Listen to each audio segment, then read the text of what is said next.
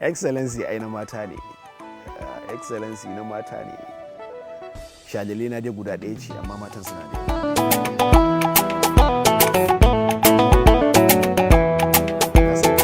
Sunan Abdallah Amdas ko kace Excellency ma'ana mai girma gwamna.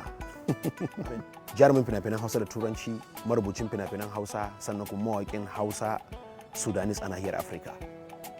Ina waka da yaren Hausa, wani lokacin yaren Fulatanci, wani lokacin Turanci, wani lokacin kuma Larabci.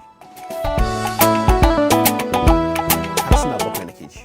Ina jin Hausa, ina jin Larabci, ina jin Turanci, ina jin Fulatanci, ina jin Kanuri kaɗan, ina jin Bambara da yawa. Fim da na fara shine fim ɗin Ramin Ƙarya, fim ɗin Musa Mai Sana'a.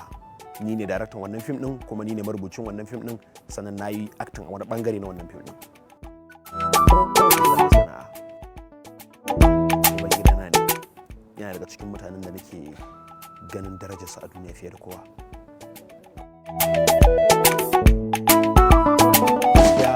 Yanda mutane suke a zahiri in sun gani soyayya ce irin wadda ba zan iya misalta ta ba. Tun ta kai ta kawo har bana gane gungun jama'ar da suke sona, har ta kai ta kawo ina iya ganewa. Don bana manta lokacin da na fara zama celebrity wata rana, ma'ana an ce tauraro, wata rana na taba zuwa siyan wani abu wata unguwa. Ni ban san me ake ba, sai naga mutane suna ta fitowa daga gida, wannan ya fito, wannan ya fito, wannan ya fito. Naga ana ta nuna ne. Sai na tambaya abokina na ce wai kai me yake faruwa ne? Sai wanda daga cinsa ya ce excellency ne, excellency ne. Ni already ma na riga na manta, tuntuni ma na manta da wannan sunan excellency. Dan mun dauki wannan film din wajen shekara 4 zuwa 5 ma sannan sunan ya fara fita. To daga dai wannan lokacin al'amura suka fara canzawa, na fara fahimtar cewa lallai rayuwa ta canza mana.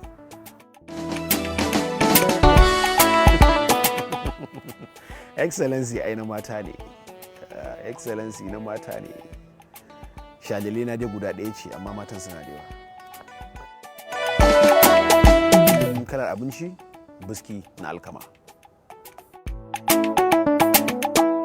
Ba abin da nake tunawa a rayuwata nake jin daɗi a duniya shine kamar in tuna cewa ni Allah ya ni musulmi kuma ya hore min hanya in ma in gode masa in ma in kafirce. Wannan yana sa in ji daɗi domin an ɗora ni kan bigiran da zan yi rayuwa ba a sake ni kara zube in yi rayuwa ba.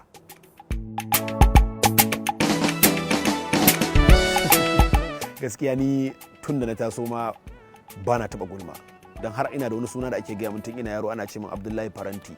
Bi ma'ana shine ni ba a cin naman mutane tare da ni, in ma kai da ni sai na bari ga haga wanda kai abin zan zagaya an gaya masa.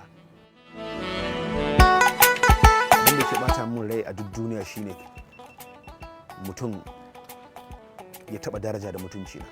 Wannan shine babban abin da ya fi bata min rai. Dama a nahiyar Afirka, na je Niger, na je Ghana, na je Kamaru, Gambia, Sudan, Chad, duk waɗannan ƙasashen na zagaya su. Gaskiya ne mutum ne mai son barkwanci, ina son barkwanci don ta hanyar barkwanci wasu har suna ganin cewa kamar ban san me nake yi ba. Kuma ina amfani da barkwanci ne saboda wajen sanyaya raina. Ni gaskiya mutum ne wanda Allah ya masa wata irin zuciya, ina da zuciya fiye da duk yadda ɗan adam yake tunani. Barkwanci da nishadi da yawan karatu da sauran azkar yana daga cikin abin da yake sa ni wannan zuciyar ta saya, wanda idan ba da barkwanci nake da sauran abubuwa ba gaskiya in ka taba ni so za a samu matsala. Buri na kawai ɗaya ne a rayuwa ni shine lokacin da Allah zai karbi rayuwata ya zama na zama abin tunawa a gurin jama'a, na bar wani legacy wanda za a dinga tunawa da ni da shi kamar yadda ake tuna sauran mutane masu daraja a duniya. Ina da masoyiya tawa kyakkyawa san kowa, yana da farin ciki na mai yayan kunci, tawa hubba le ana la habibti wa habibti li.